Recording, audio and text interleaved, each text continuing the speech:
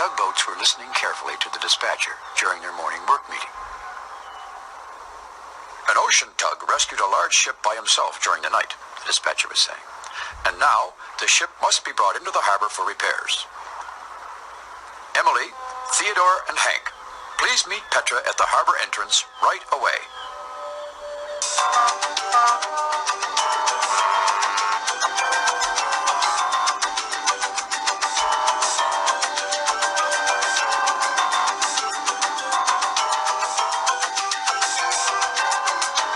Just think, Hank, said Theodore.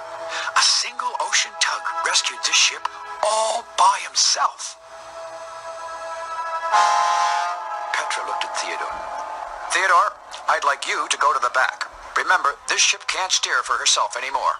Be sure to call for Hank if you need help. Theodore's two toots said yes. Theodore was very excited. This looked like a great chance to show Petra he was ready for ocean tugging all on his own. There he was, Theodore Tugboat, all by himself. He found the injured ship in need of help. The sky turned black as night. His propeller churned the water white. He pushed and pushed, but she never sank.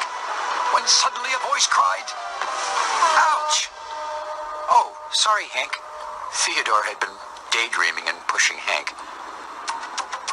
The tugs buttoned their tow ropes onto the ship and began their journey into the harbor. Theodore was finding that the giant ship was hard to keep straight.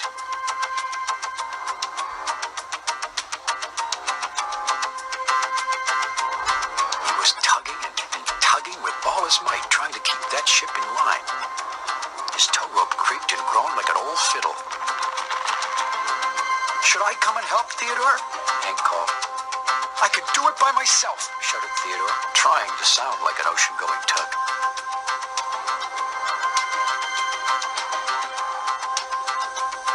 Suddenly there was a sickening snap. Petra knew at once by the awful sound that Theodore's tow rope had broken. Theodore watched helplessly as his end of the ship began swinging straight toward Willy's island. "Emily! Hank!" cried Petra. "Do something!" Emily and Hank turned away from the island with all their might and just managed to pull the big ship from the dangerous rocks.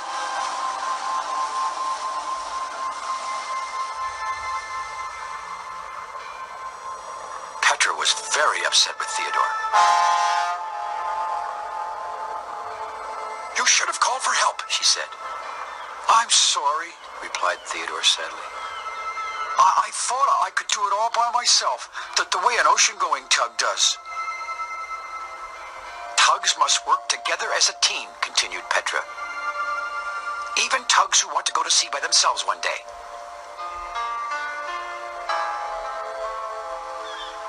Well, Theodore was feeling terrible, but the ship had almost crashed, all because of him.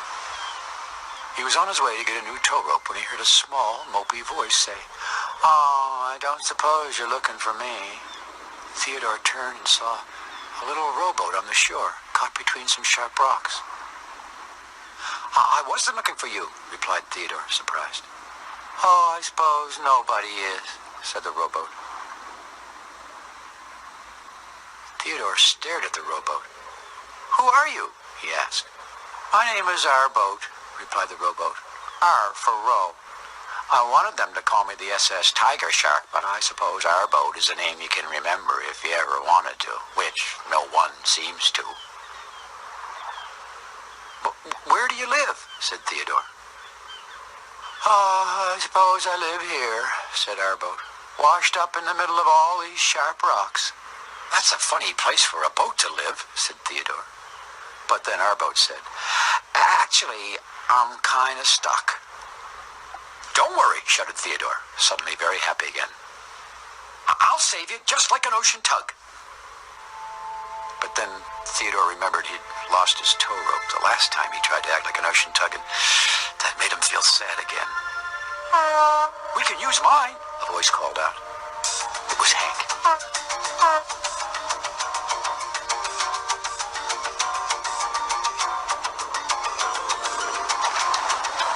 And so it was Hank who rescued the little rowboat from the rocks.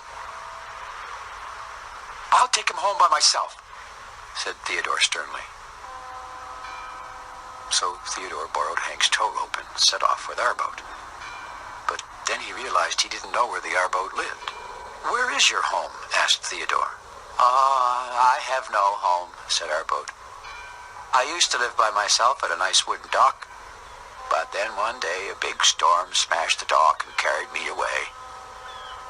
The rowboat showed Theodore his bent oar and the old tow rope that was still dangling behind him. So now I just drift around, bumping from this shore to that. Of course, if I were made of metal, I could look forward to rusting. But I suppose you can't have everything. Theodore had an idea. I'll find you a nice new place to live. That's right. We'll find you a new home, shouted Hank as if he had just thought of it that very moment. A new home for me will be found, announced our boat. Then again, probably not, he added. Theodore was determined he'd be the one to find our boat a home. But Hank thought he'd come along anyway. Well, you really shouldn't go to all the trouble, said our boat. For me. But since you're looking, my new dock shouldn't be too sunny, or my wood will crack. Or too rainy, or I'll rot. And it shouldn't be too in-betweeny, or this harbor has lots of good docks, said Theodore. It has a sandy beach, said Hank. Any clams, said our boat. Lots, replied Theodore. Clams, shivered our boat. The worst. They keep you up day and night with their clapping. Oh, I don't like noise. There's probably a very nice dock for you here at the grain terminal, said Theodore, leading the little boat along. Oh, weed makes me sneeze, said our boat. I remember where there's a dock, shouted Hank suddenly. But Theodore acted like he didn't hear Hank, and he set off again.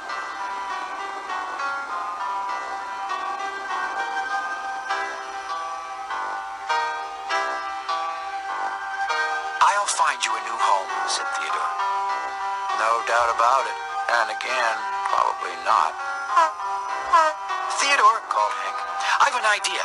I can do it by myself, Hank, said Theodore. It was an enormous sneeze for such a small boat. Would you like to blow your nose? Said Hank to our boat. Blow your nose, said Theodore to himself, thinking. Blue nose. That's it. I know the perfect place for our boat. But Theodore, called Hank, don't you want to hear about my idea? Theodore? The Blue Nose, said Theodore proudly. She's the most famous sailing ship in the whole world. She has a bell, said Hank. Bells, said our boat. Oh, they make a lot of noise. I don't like noise. Blue Nose, I was thinking, said Theodore in his most convincing voice, that you might need a nice lifeboat. Thank you, Theodore, replied Blue Nose. But I already have plenty of lifeboats. I know where there's a great dock, said Hank, right near. I can find our boat a home by myself, Hank, said Theodore.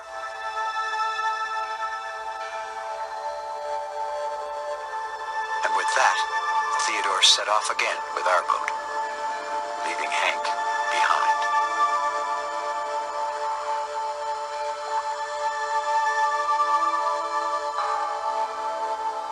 The sun was beginning to sail out to sea, and Theodore knew the dispatcher would be wondering where he was. It was getting darker, and suddenly Theodore felt very alone. Who's there? He said softly, and then he tooted a very soft toot, almost to himself. Did you toot for me? Asked Hank. No, replied Theodore. Oh, said Hank. I thought you might have wanted to hear where there's a nice old wooden dock. It's right near the sandy beach. I used to live at a nice wooden dock, said our boat. Well, said Theodore finally, I guess we could go and look at it. Great, let's go, said Hank.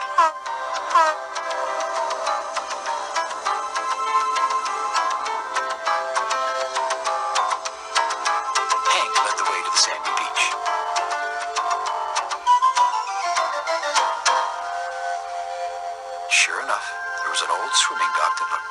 right size for our boat. Any clams? Said our boat.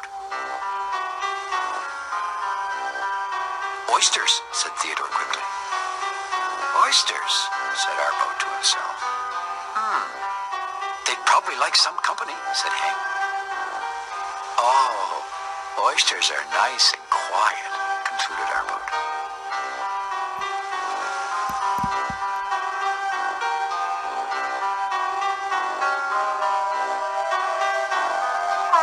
And so Theodore and Hank left our boat tied to the little dock and headed for home. Hank was very glad they'd found our boat a home, but Theodore seemed sad. You saved him from the rocks, said Theodore, and that dock was your idea. So I wanted to rescue him by myself, just like an ocean tug does. Oh, is that why you were acting so strangely, said Hank. Well, you did all the towing, and you told him about the oysters. Well, said Theodore after a moment, I guess we did it together. That's what a team does, right? Said Hank. They work together. Are we a team, Theodore? Sure we are, replied Theodore. Hank smiled his happiest smile, and the two friends sailed for home. Theodore, said Hank, do you think ocean-going tugs always work alone? I hope not, Hank, said Theodore. It's a tugboat